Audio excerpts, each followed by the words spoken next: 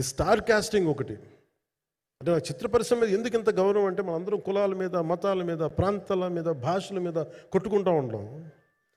But any film industry take in this world, especially Indian film industry, దీనికి there is no caste discrimination, there is no region discrimination, there is no religion discrimination, nothing.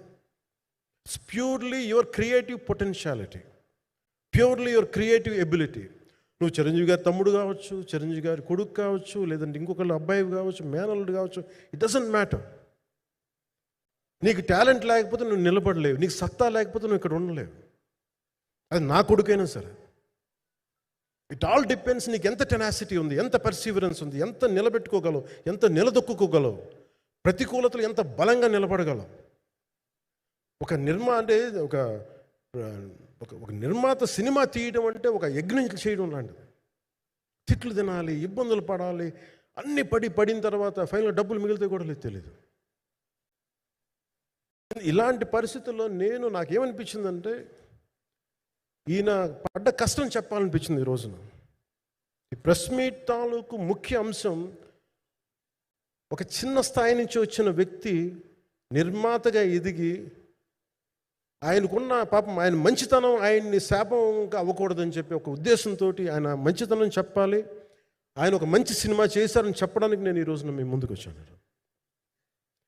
ఎందుకంటే నేనేం నమ్ముతానంటే cinema బాగుంటే ఎలాగో చూస్తారు, దీని గురించి చెప్పక్కర్లేదు. Cinema బాగాలేకపోతే ఎలాగో చూడరు, మీరు ఎంత పబ్లిసిటీలు చేయండి ఇవన్నీ అనుకోండి. అందుకే నేను పెద్ద ఎక్కువ మాట్లాడక ప్రయత్నం చేయను. కానీ ఈ పర్టికులర్ రోజు మటుకు, ప్రత్యేక ఈ రోజు మటుకు ఆయన పడ్డ కష్టం ఈ సినిమాకి, అలాగే ఒక్కొక్క కాస్టింగ్ ఆయన చేసింది, దీనికి నేను క్రిష్ గారిని కూడా చాలా మనస్ఫూర్తిగా అభినందిస్తున్నాను.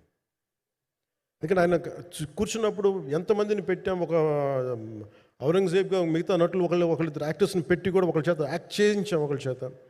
కానీ Bobby Deol so apt for Aurangzeb, ఎంత కన్విక్షన్తో చేశాను. అప్పటికి ఆయనకి ఇంకా ఆయన చేసిన హిందీ సినిమాలు కూడా రాలేదు ఇంకా ఆయనకి.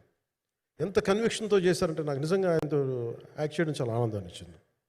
సో అలాంటి బాబీ డియోల్ గారిని మొత్తం pan India, Manoj Paramahamsa was roped in last. ఇంకా సినిమా ఎట్లా మనం అయిపోవాలి, నేను పాలిటిక్స్కి వెళ్ళిపోయిన తర్వాత, డిప్యూటీ సీఎం బాధ్యతలు తీసుకున్న తర్వాత అందరికీ అయిపోయింది, ఇంకా సినిమాలు చేయలేడు ఇతను, ఎలా చేస్తాడంటే నాకు తెలుసు కష్టం అని.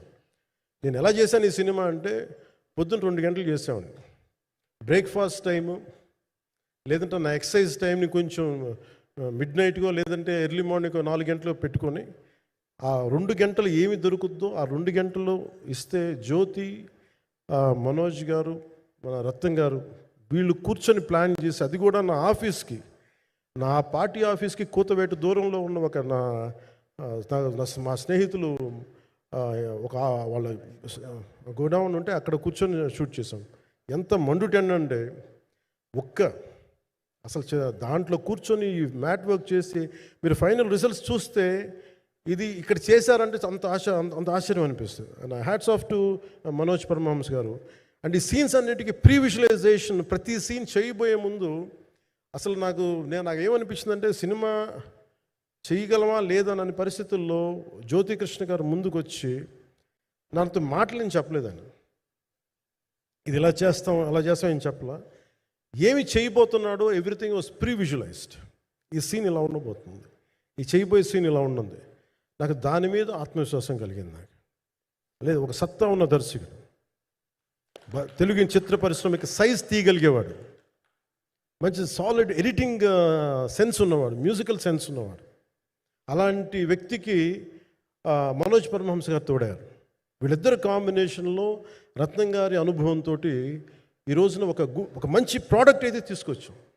ఇది ఎలా ఉంటుంది, ఎలా ఉండబోతుంది, ఎంత హిట్ అవుతుంది అనేది ఇది సంపూర్ణంగా ప్రజల చేతిలోనే ఉంటుంది. అది ఏ స్థాయిలో ఇది ఉంటుంది అనేది అది ప్రజలు చెప్పాల్సింది తప్ప ఇది నేను చెప్పుకునేది కాదు.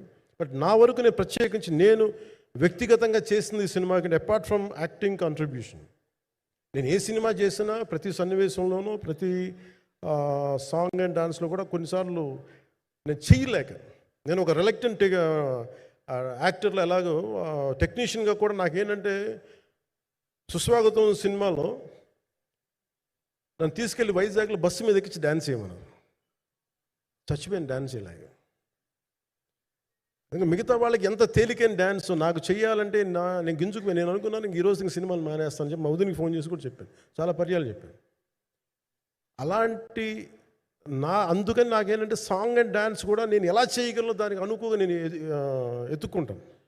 అలాగే యాక్షన్ సీక్వెన్స్ కూడా రియల్ లైఫ్లో కొడితే ఎలా ఉంటుంది, మార్షల్ ఆర్ట్స్లో సాధన ఉన్నవాడిని, ఈ లాట్ ఆఫ్ వర్క్షాప్స్, ఈ మార్షల్ ఆర్ట్ వర్క్షాప్స్ చేసిన వాడిని కాబట్టి హౌ రియలిస్టిక్ వీ కెన్, ఎంత సహజంగా మనం వెళ్ళగలం, వీటి మీద ఒక అవగాహన ఉన్నవాడిని కాబట్టి చాలాసార్లు కూర్చుంటాను.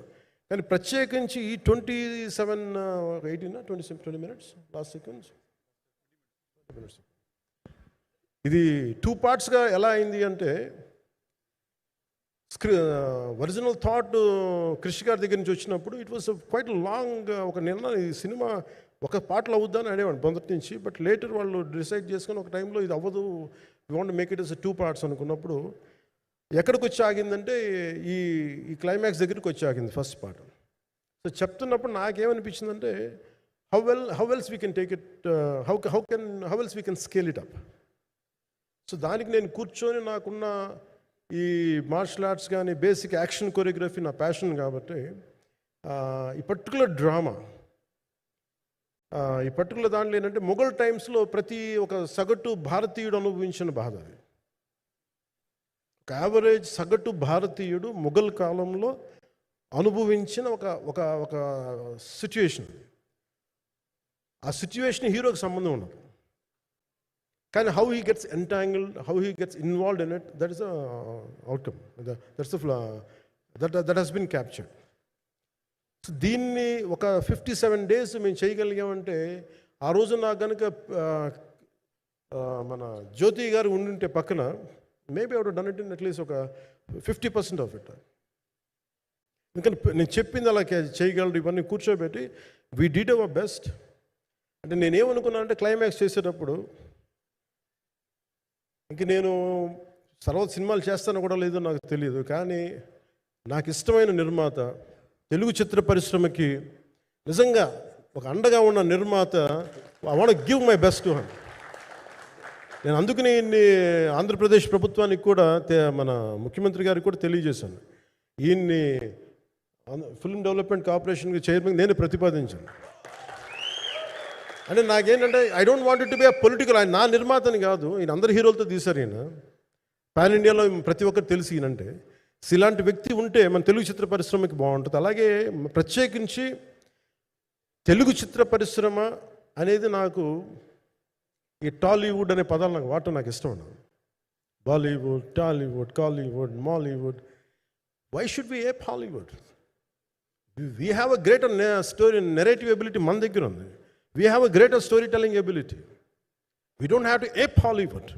We take the best practices of Hollywood, but not necessarily the name of Hollywood.